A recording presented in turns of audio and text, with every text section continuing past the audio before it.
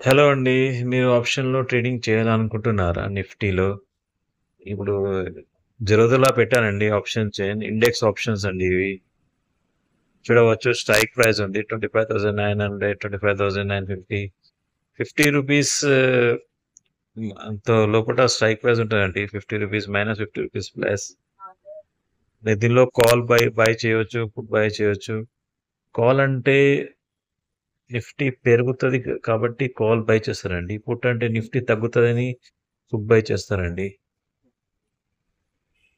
Call by చేయాలంటే మీరు in the money by చేయండి బెస్ట్ అయితది. ఇన్ ద మనీ అంటే స్ట్రైక్ ప్రైస్ దగ్గరనే ఉంటదండి. ఒకవేళ నిఫ్టీలో మూవ్‌మెంట్ పెరిగిన కొద్దీ మీ కాల్ పెరుగుతదండి. ఒకవేళ out of the money by చేస్తే పెరగనికి ఛాన్స్ చాలా తక్కువ అయిపోతది. పుట్‌లో కూడా అలాగండి.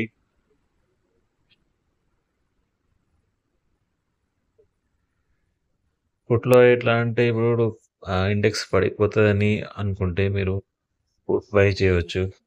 స్ట్రైక్ ప్రైస్ 26,000 ఇట్లా తీసుకుంటే పడిపోయిన కొద్దీ పుట్ వాల్యూ మీకు పెరుగుతదండి.